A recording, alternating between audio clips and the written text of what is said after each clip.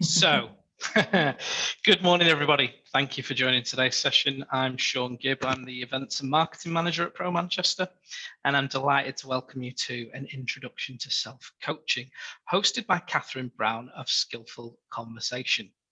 Following today's session, I'll send out a post-event email, which will contain any post-event collateral, links to where you can find out about other Pro Manchester events, and our Pro Manchester YouTube channel, where you can watch some recordings back. So hit subscribe when you're in there to keep up to date. And it'll also contain our feedback form. It is literally 3 or 4 questions, 1 or 2 minute job. It really does help us. It's nice to be able to give Cath some lovely feedback, and also to help us come up with some ideas for future content of what you'd like to see. Just a few points of housekeeping. Please be aware that this session is being recorded. Feel free to use the chat function to ask any questions, make any comments, observations as we go along. Cath will address those towards the end. And please, if you could all just keep your microphones on mute, it does help with the audio quality. So without further ado, I will hand you over to Cath. Thank you. Obviously at 10:02, somebody decided to knock on my door, but I'm just ignoring them. So we will press on regardless. Good morning, everybody. Thank you so much for joining on a Tuesday morning at 10 o'clock. I'm really excited about this morning, just to fire lots of stuff at you and hopefully get you thinking, because coaching, and whether you can self-coach as well, is something I'm really passionate about. The most amazing part of my job is seeing people get results. I'm also really keen, wherever I can, to dispel myths about coaching, because I think as a word we just use it in so many different ways, don't we? From sports coaches to gurus to what I want to talk about, which is collaborative coaching, and I'll explain what I mean by it. Then I'm going to attempt to share the things from the process that I think you can take. I'm going to share some of the solutions that clients have come up with themselves.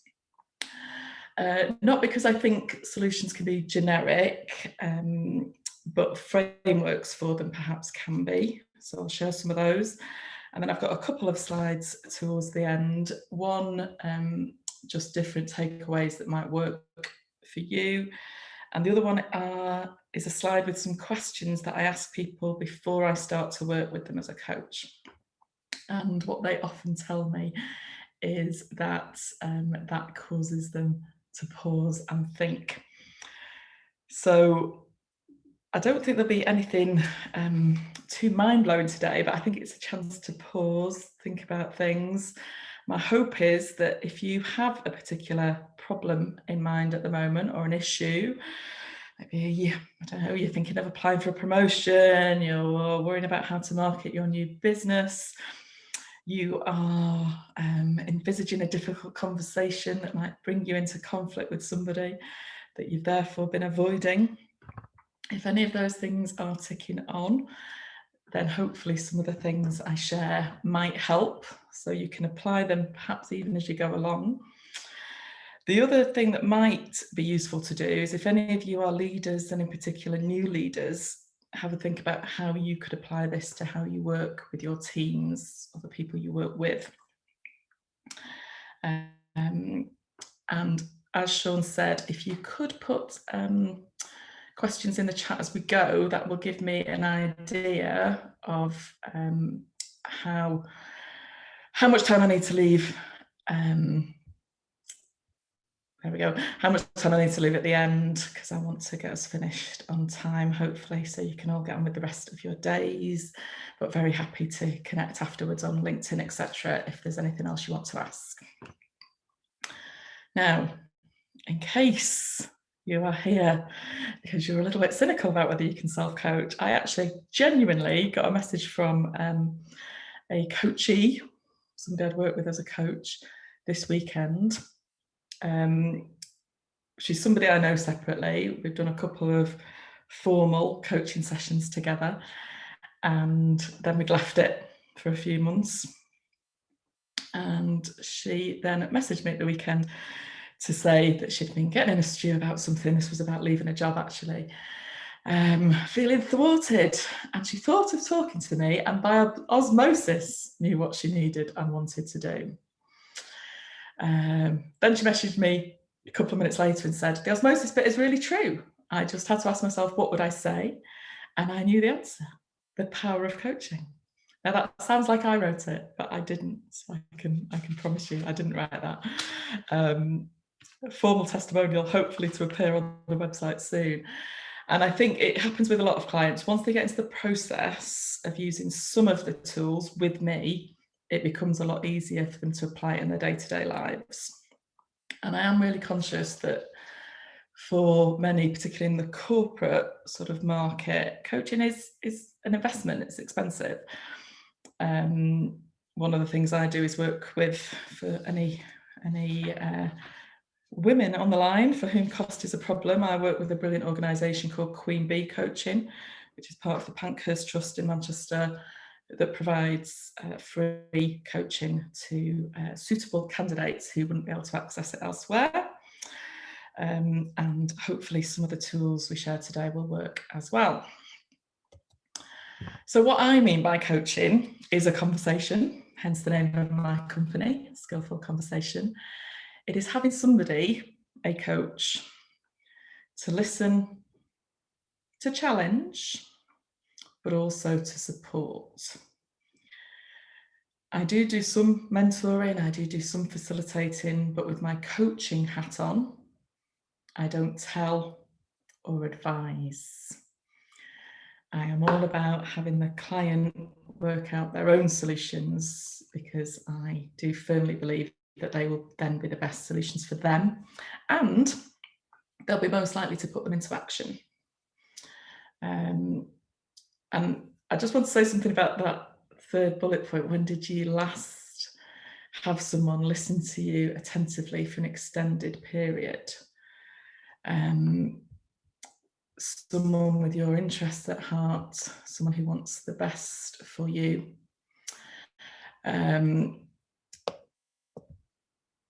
That is quite miraculous, actually, in that very often when I start working with somebody and they start talking to me, they hear their own voice and they come up with a solution themselves, sometimes in the first 5 minutes. Sometimes it takes quite a bit longer, or sometimes even when they've got the solution, they then want to explore it. Perhaps there's some resistance to it, that kind of thing. And I don't think we do this enough. So the very act or process of articulating something out loud and being listened to can be in itself just a fairly life-changing thing.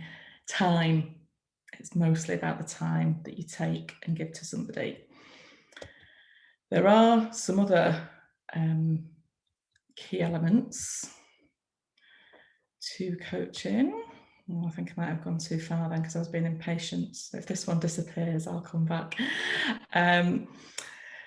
When you're working with somebody else, so working with others, you do need, I think, some rapport so that they open up to you. So I'm a big fan of approachability in that sense. But that very weird acronym I've just put after it is from a book called Challenging Coaching. That's by John Blakey and Ian Day. And it's one of my favourite acronyms because it stands for the zone of uncomfortable debate. That is about not just being in your comfort zone, having someone say, well, you've been telling me 3 times now that you want to have that conversation about that pay rise, but you've still not done anything about it. So pushing a bit harder. For those of you I haven't met before, I am a barrister by background. I practiced for nearly 15 years in King's Chambers in Manchester, and I therefore am quite quite good at spotting what's not been said, I think, and digging beneath that and looking for inconsistencies, looking for patterns, and so on. The next three, really, the questions, listening, and feedback, is all about the conversation.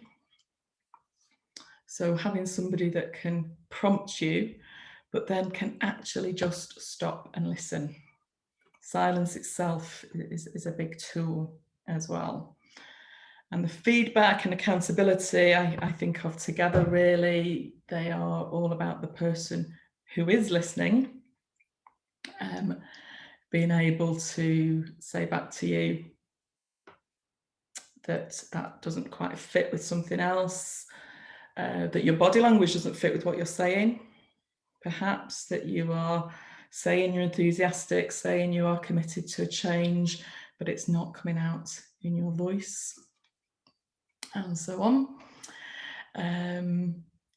Accountability, you probably have all experienced this at some stage. If you tell somebody you're going to do something, if you commit on your socials to, I don't know, the Manchester Marathon or something of that nature, it's a lot harder, isn't it, to pull out. There are entire organisations such as Slimming World and so on that thrive on that process of accountability, and having somebody to challenge you when you don't meet the targets that you've set, because that's a point of this process, you set them. Intuition, that's where I bring in my barrister brain, I suppose, and other parts of the brain to think about what's not right here, what's unsaid, what should I ask next, which is sometimes the trickiest thing to do. And cheerleading, having somebody to be on your side, even if they do challenge, it should be supportive challenge. I often think of it a little bit, and you can do this for yourself as well, as being your own non-exec director, being that person that comes in and offers an external view. And you might say, well, how do I offer an external view on myself? And really that's what the next three slides are about, the things that you can perhaps do for yourself, which are, I suppose, deceptively simple. So rather than giving you solutions, let's think about what you might be able to do. Just stopping, and stopping for you. So we get into this cycle sometimes, don't we, when you work and work and work, and then you might sort of give yourself the weekend off. You give yourself maybe 5 evenings off. I was out with some of my former barrister colleagues last week, walking, actually, hence that picture, which I'll come to. And one of them said to me very, very proudly that he's totally mastered his work-life balance now, and he just works until 8 p.m. 6 days a week. And he was so proud of himself, I can't tell you. But what he also did outside that space was he just then went and lived his life. So he worked for his clients, and then he spent time with his family, did climbing, maybe had a nice meal, that kind of thing. When do you stop in your workspace, in your work time, and think about you, your career, your relationships with others, where you want to go next? When do you stop and ask yourself those questions? For some people, one thing that changes that whole approach is just to take something like 5 minutes at the beginning or the end of the day, just to check in with yourself, to see where you're up to see what's going well. That's a really important thing. Don't forget the what's going well. And to see what is not going quite so well, the areas you would want to improve. If you can't find somebody to listen to all of that, you might find that the just stopping and taking the space is enough. I think about it often as moving from the accidental to the purposeful. And I think it's very common in law, I think it's common in other professions as well, there is a tendency to perhaps follow the career path that others have set for you, to make the decisions that other people before you have made, whether that's working till 8, 6 days a week, or some variation of that. And sometimes we don't just stop and think, is that right for us? So I would recommend something regular. If daily seems a bit much, can you do weekly? Can you do something a bit more extensive, maybe quarterly? See where you've got up to. Probably those of you who are in leadership roles will be doing this for your team, but who's doing it for you? There's a lot about reflecting here and evaluating and thinking about beyond the surface of this assessment. So one thing that you might want to look up afterwards, if you haven't come across it before, is one of my favourite stories. I did send it to everybody in Chambers actually when I left, and it's the parable of the Mexican fisherman. I don't know if people have come across that. I was going to share the link actually, but they were all on external websites, and I thought we might end up in some sort of virus-ridden trouble here. But do have a look at it, because they will tell it better online than I can tell it. But really, it's about a Mexican fisherman, funnily enough, who has his life in his Mexican village by the sea. He goes out to fish a few hours a day, comes back. His wife barbecues the fish, they have a leisurely afternoon, they start the same thing again tomorrow. They have a very basic home, they don't have lots of possessions. Might already be feeling idyllic. The point of the parable is it goes through a process in which a Harvard graduate, MBA type, comes to the village, asked to go out in the boat, takes it upon themselves to give the fishermen lots of advice. I could help you, I could get you investment, we could buy a second boat, we could get contracts with these canning places in California, you could treble what you're earning, you could really make a go of this business, make a success of it. And the fisherman effectively says to him, but what then? And he says, well, then you can relax, can't you? Then you'll be able to have barbecued fish every day for lunch, and you'll be able to spend time with your wife, and you'll be able to appreciate this idyllic setting. And the penny drops, of course, that's what he already does. So if you follow somebody else's path or ambition, or you focus just on, say, money, rather than what money brings you, the chances are that there are wrong turns along the way that you could perhaps avoid by being more reflective. So I'd encourage you to stop and think. You might want to also think about setting goals. I'm not going to do too much about that today, but having a direction is a good idea. And again, you can think of a boating image for that one. People tend not to just set off in a boat without a plan. They tend to have a plan somewhere that they want to get to. So if nothing else, I would encourage you on this very grey Tuesday to take 5 minutes to stop and think where you're up to, and to stop and think about where you want to get to. You could go on then to think about what's stopping you.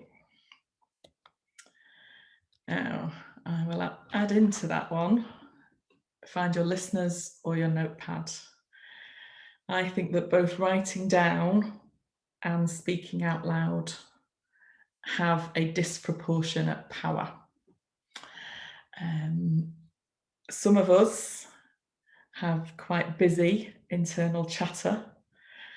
Some of us apparently don't. I don't know if any of you have seen that study that was out a couple of months ago now, I think, about some people just don't have a voice inside their head. And if you do have a voice inside your head, as I do, that is just very hard to comprehend.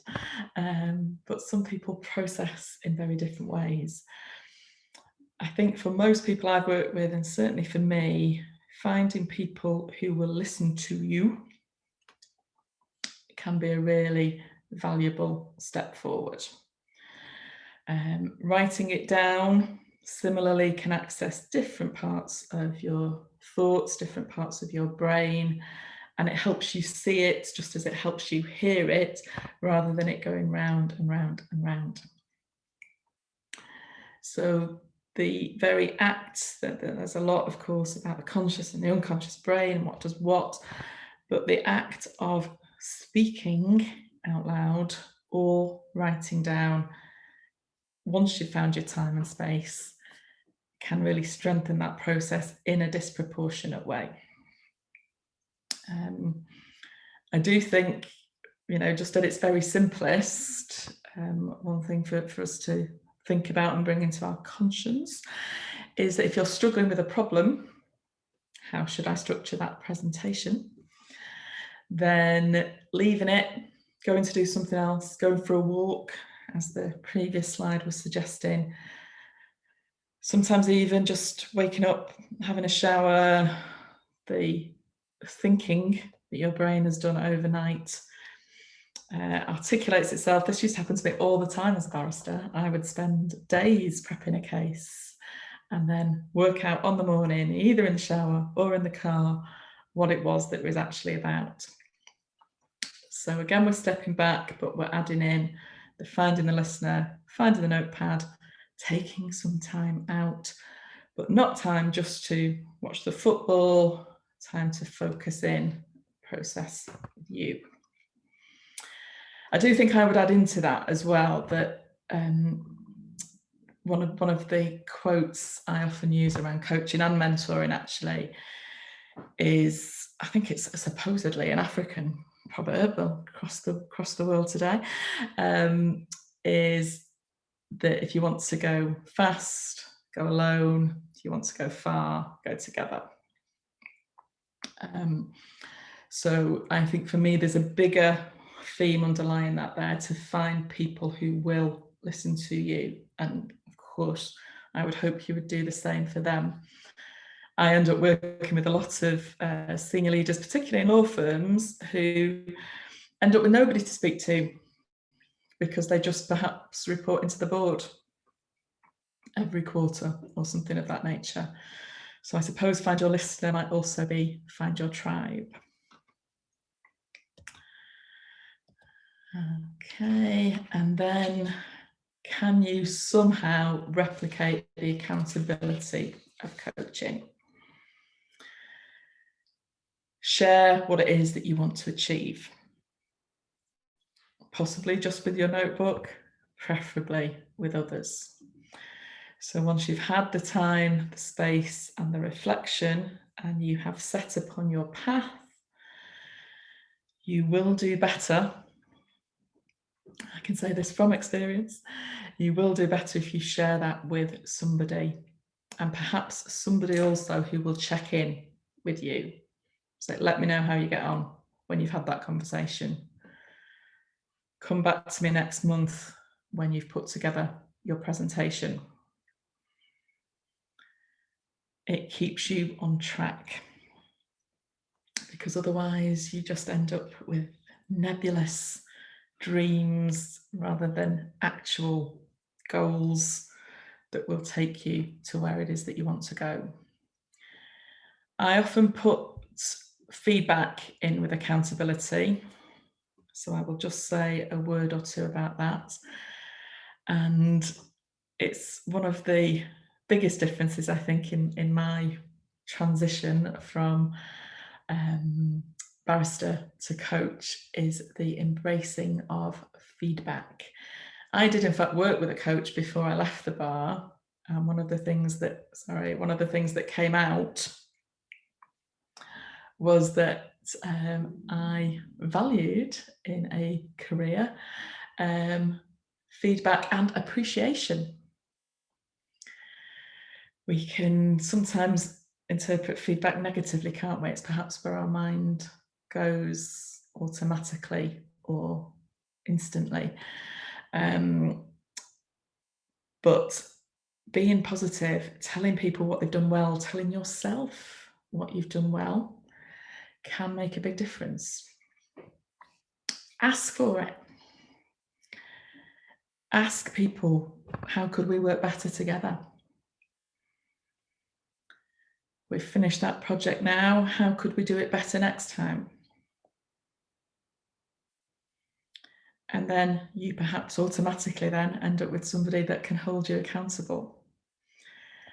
And the reason I say it's a big shift for me is we don't really have it as much at the bar. We get sacked or we get another piece of work. There tends not to be that much in between. And now, I'm going to do a little plug for Sean's feedback now.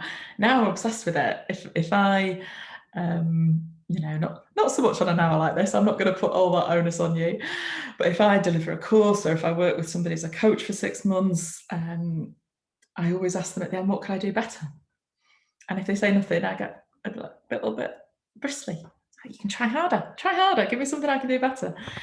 Because I'd much rather hear it. I'd much rather have that chance to grow and to develop. The being sacked or getting repeat instructions obviously works to a certain extent, but not ideal, I don't think. So embrace that sort of growth mindset, I suppose. That sounds a bit guru-ish, doesn't it? But find somebody to share it with, hold yourself accountable, time in your check-ins with yourself or with others can be very effective. Don't just let it slip, and embrace any feedback that comes with it. Now I will shift tone slightly there and go into the frameworks that I found work for people.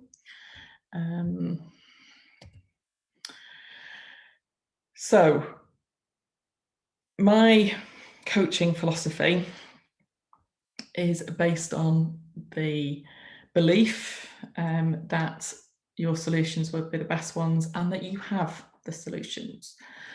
So I wanted to share with you some common themes that have come from coaching lawyers in particular, but also other professionals and other leaders, about what you probably already have that will help you find your own solutions. Past victories is a big one. You're probably aware of that sort of internet meme about, you've got through every tough day so far, so you can get through this one. The chances are that whatever problem you are facing now, there will be something in your past, or maybe the past of people close to you, that will help you with this. And again, you need to pause and think about when you've done that. When did you find yourself in a similar situation? Use your writing again. List everything you can remember about what you did then, what worked, what didn't work, and see what can help you now. And in a coaching session, this is something we would literally explore out loud. Have you faced this before? Have you gone through an interview before? And it works both ways. If it went really well, you can exploit all of that learning. If it didn't work quite so well, another of my barrister friends last week was telling me about going to an interview, and he just I thought he'd be fine at it because he was good at other stuff. And it went very badly wrong. And he had paused and reflected about that. He worked out, obviously, that he needed much better preparation was the key thing for that. Anticipating of the questions, rehearsing what might be asked, and so on. So the chances are that what has got you here, with some tweaking, will help you get further.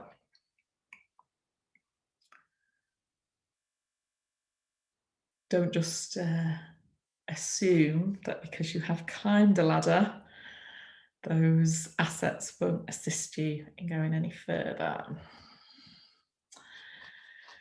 People are an excellent resource as well that you are likely to be able to exploit.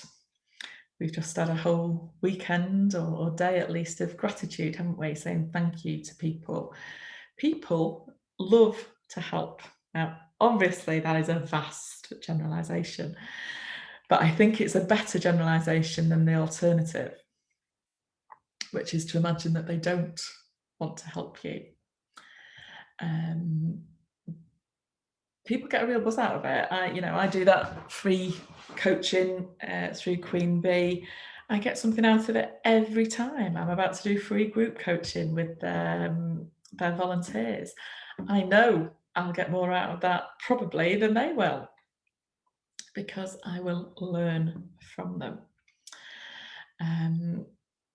So don't think, however senior you are, however successful you are or perceived to be by the outside world, don't imagine that you have to do all of this alone. It is not a sign of weakness.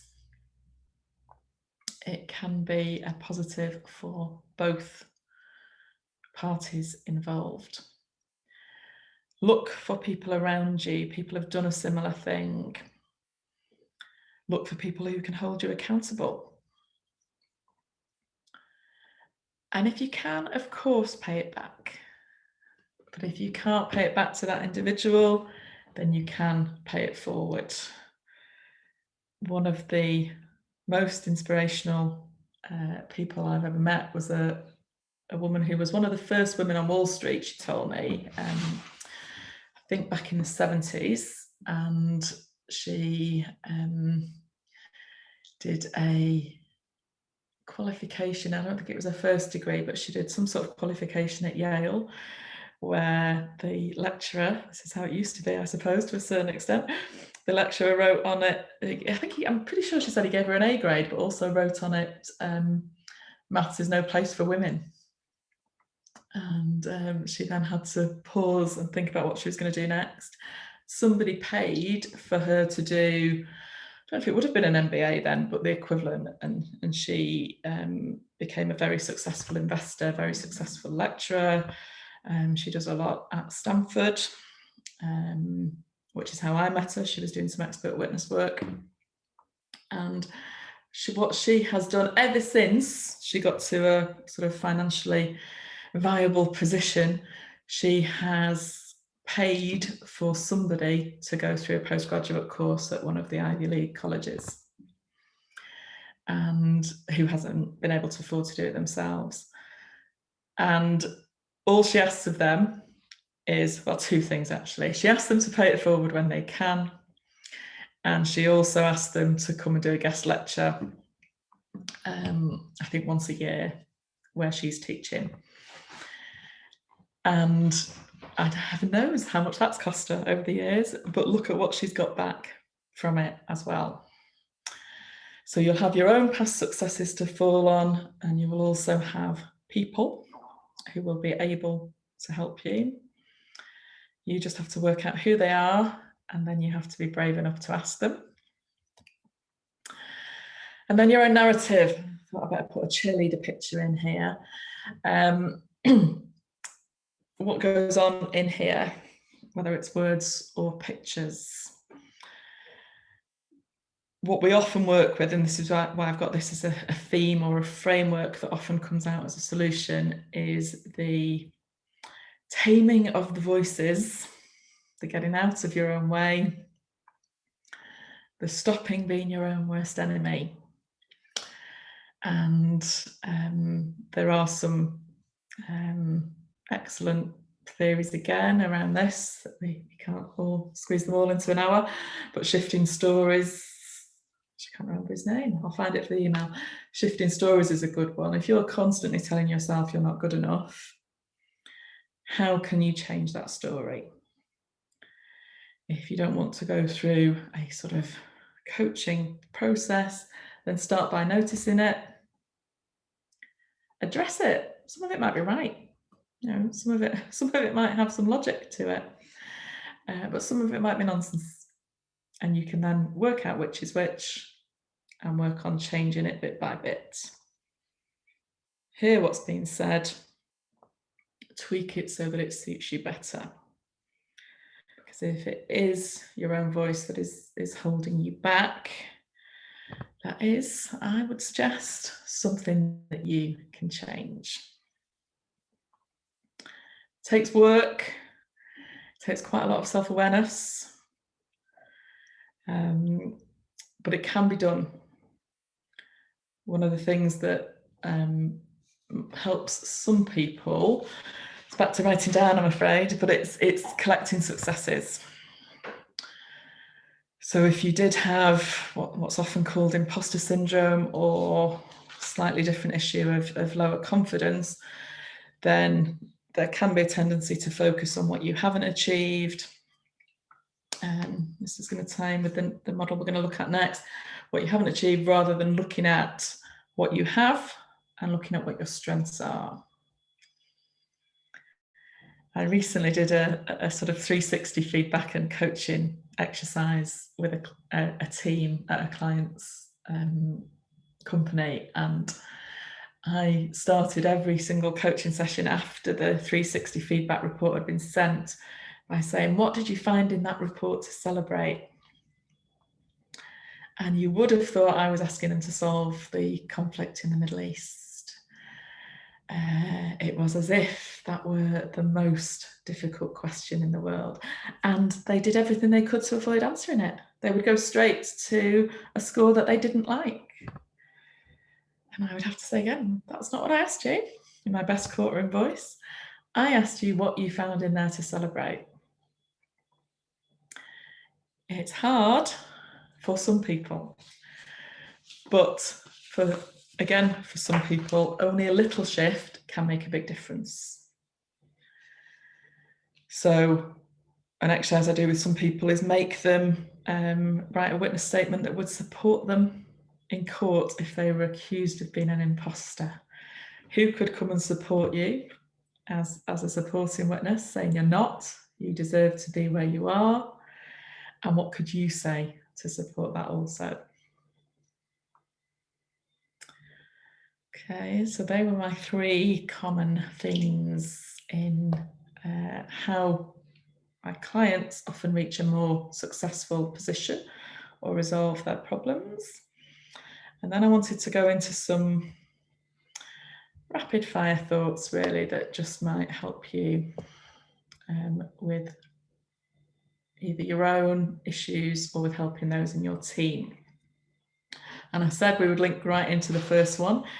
The first one is a coaching model, appreciative inquiry. And I suppose, as the name might suggest, that is all about thinking about what's going right. We might think of that expression, not throwing the baby out with the bathwater. Rather than thinking this is terrible, I've got to start again. How can I possibly achieve this next step? Why don't we stop and look at what's going right?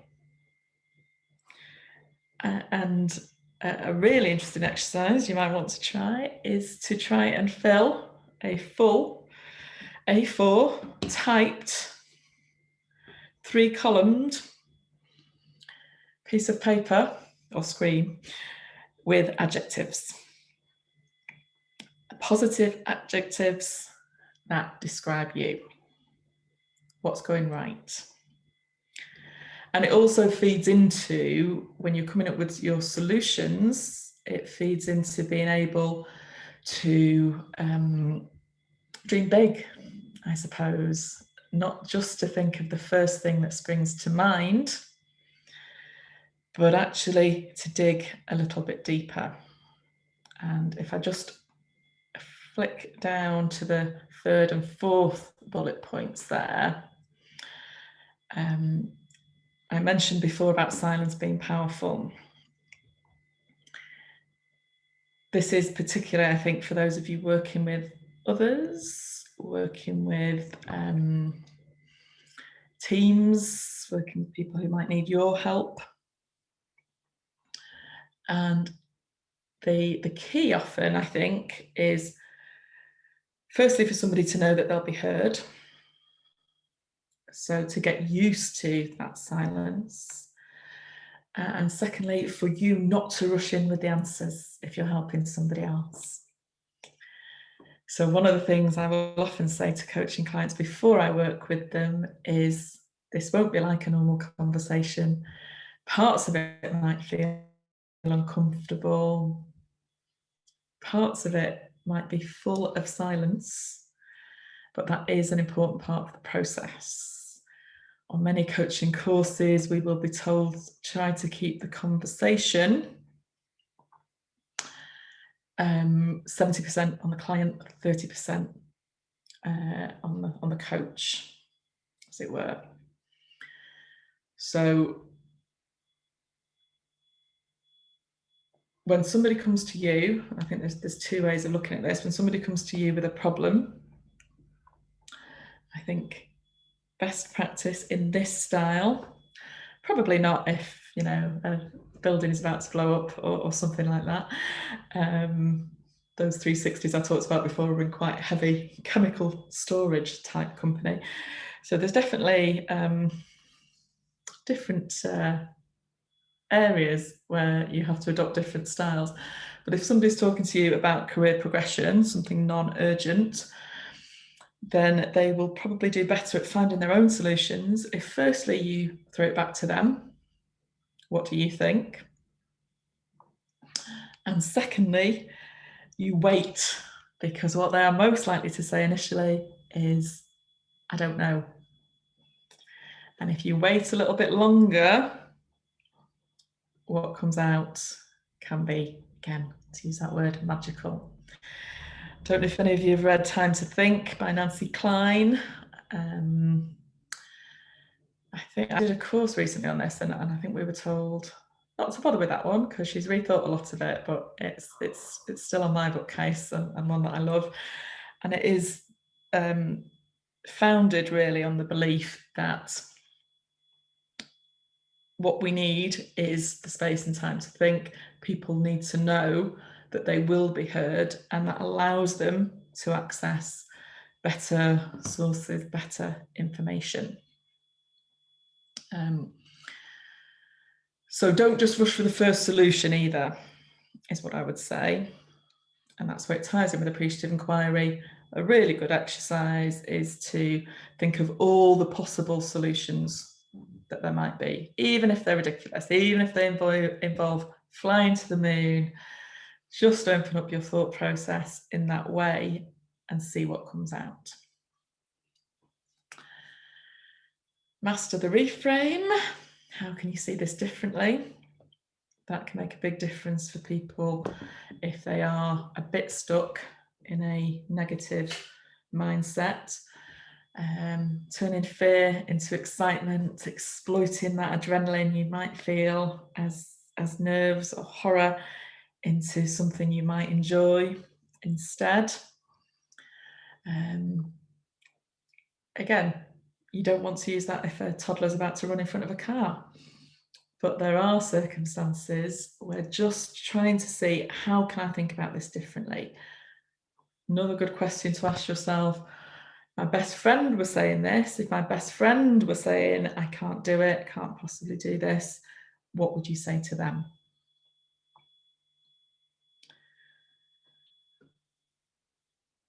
I've put in as well, I've said a bit about reflection, haven't I? So I'll go to the resisting trends for trends' sake. There are a lot of coaches who define the word differently. So they will give you models, they will give you solutions, they will put you on a particular path, and they will use, they'll often describe it as a program. Whereas coaches in my mold would probably talk about a coaching assignment. So there's place for all sorts of things. But I think also what I mean by that resisting trends for trends' sake is that there is room just also to be calm and still, and to recognise, again, what's going right. Jumping from one book that tells you to get up at 5 to another book that tells you to eat all your vegetables raw, to another book that tells you should work in 20-minute chunks. that can get you into quite a frenzied cycle of pushing and pushing and pushing to change, when there might be lots and lots that you really want to keep. You might be an evening person. You might not be a raw veg person. So I'd link that very much with the reflection. Be open, absolutely. That's something I would definitely take from coaching. But don't feel that somebody else out there with a new book has the solution, or that you must buy the book to check. Try going in a bit first. Try getting a pen out first instead of reading their book. Maybe what you write in your own would be more valuable. And then, and I'm conscious I do want to leave some time for questions, so I just wanted to leave you presentation-wise with a few questions you might want to ask yourself. The top one is one of my favourites. And the reason I've put list 6 things after it, after what are you tolerating, is because people generally go, oh, nothing, everything's fine, really. Whereas if you make them list 6 things, or if you tried this today, another little Tuesday challenge for you, you might find what you drag out when you're on number 4, number 5, or number 6 is the real issue. I think there's something about listing 6 things that almost lets people off the hook. It's kind of, oh, I don't know, they don't need to be that important, do they? They don't need to be about world peace. So I'll just say these things, and then you perhaps access something that you had been packaging away. Likewise, the second thing, although the answer is what one thing, you could get yourself to think big first of all. What one thing, if you changed it today, might make the most difference to your life? Some of you might have come across the wheel of life, where you have a circle, you slice it into segments, usually 6 or 8. You label those segments with bits of your life that are important. So it could be family, work, leisure, etc., giving back, those kinds of things. You label them with those, and then you score yourself. So if it was a 1, you'd be marking a line really near the middle of the circle. If it was a 10, you'd be colouring in the whole segment. So if you're in Trivial Pursuit or something. And then you see how bumpy your wheel is. And you might also get the answer to the what one thing, if you changed it today, might make the most difference to your life. No point trying to fix everything at once. Although you might have seen, if you're on my LinkedIn, that I was doing lots of things at once last week and getting real life experience of it not being a good idea. Do ask yourself who's in your corner. Why? Some people don't like the question why. Lots of coaches don't like the question why. And I don't mean in a kind of just questioning everything somebody says way. What I mean here is more that kind of go back to why you're doing what you're doing. Are you just on the pathway to partner because that's what you quite wanted to do at 22? Are you trying to earn lots of money to get a bigger house in London when really you'd like to live in the countryside? So if you dig slightly deeper into why you're doing what you're doing, you might find that you just need to adjust your course a little. And how can you get out of your own way? Another one, I could say list 6 ways, because it might drag something out of you there. Very often we might look to society, we might look to the institution to be getting in our way, but I think often it's us, it's a belief, it's a lack of self-awareness, it's a lack of willingness to change, all of those sorts of things might be happening. And if you can just get out of your own way a little bit, who knows what might await. I wanted to finish finally, because I liken this often to the Ruby Slippers, this idea that you've got your own solutions, that you can find them, that Dorothy could have got home all along. She had the ability to do so, but she didn't know that. That had to be pointed out to her.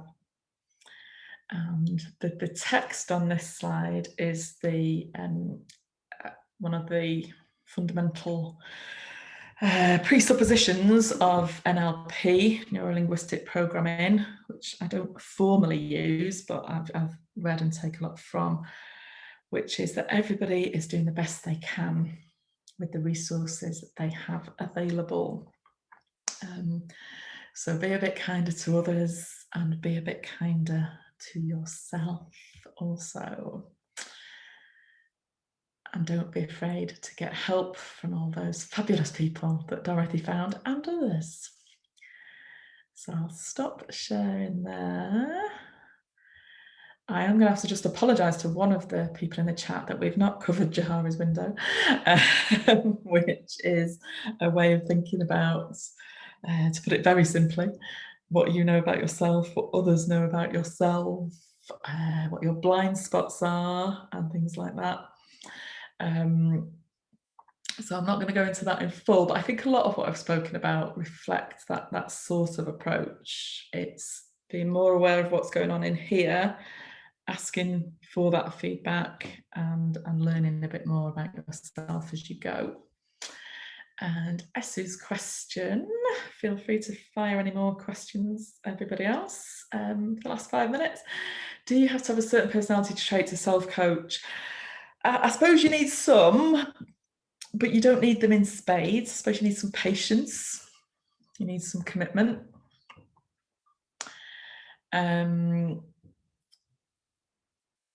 Honesty, I'm going to say, honesty, openness. And I think it does help to have some kind of commitment, I suppose how I would put it, a structure to say, I'm going to do this once a week. I should add on that once a day checking in that I mentioned, what lots of people translate that into is something as simple as a gratitude list. So just writing down 3 things that you are grateful for. If you really want to have the quest for self-improvement, you could do 3 things you're grateful for, 3 things you might want to change. But that is a good way of just getting into the habit, either daily or weekly, and then maybe think about doing something a bit more quarterly. I could send a Wheel of Life actually when Sean sends the email. I think I've got one with my branding stuck on it somewhere, so I will do that. But no, I don't think you need a certain personality to make some progress with it. I think you can, the stopping, the asking yourself a few key questions, jotting down some things, maybe getting a flip chart. I've got a very messy whiteboard that I do some of these things on. That can still make a difference, I think. I see. Thank you, Peter. We've covered it. We've got people coming in. That happened last time, didn't it, Sean? I think I'm about to hand back to Sean. I think people perhaps get their hours wrong, which I nearly did with something last week. So I'm going to be understanding of that. And I hope they can catch the recording. But thank you very much, everybody, for listening. We'll send out slides and some further info. I can see, because my watch has been pinging, that some of you have already been connected on LinkedIn, so that's great. It would be great to see you on there, and I do share some similar things along the way when I find the time. So over to you, Sean. Thank you so much, Cath. Yeah, if anyone has any final questions, feel free to just come off mute and jump in. But if that's everything, jump in, Owen, fire away. Thank you. I actually am a coach. okay? And I know you know a colleague of mine, not a colleague, but somebody who was a mentor when he moved, Antoinette Oglethorpe. And what was the name, sorry? Antoinette Oglethorpe. She seems to have done something and put your name somewhere, okay? And we actually had a session yesterday on the importance of self-organisation. Now, it could be within organisations itself, it could be within businesses, and it could also be yourself. I'm just working on that at the moment. And as Antoinette Oglethorpe, I actually use a solution-focused approach, which is what do you want, what resources have you got, and how you utilise those resources. And it's just, it makes like, and you kept coming back to what's working well. And it's not about analysing the problem, okay? It's about finding your strengths. It's about finding those skills. And I appreciate what you've done today, because you've just given me some extra thoughts as well. So appreciative inquiry and the solution-focused approach go well together. Yeah, I agree. Thank you very much for your time, and I hope we can meet at some other time. Let's put it that way. Absolutely, and let's connect. Thank you. Thank you. Thank you very much. Right, all that remains to say is a huge thank you to Cath, and a huge thank you to all of you for attending. I'll get that post-event email out to you later this morning. So thank you, and I'll see you next time. Thanks very much, everybody. Bye. Bye. Got to wave. Still got to wave. The end of a game show.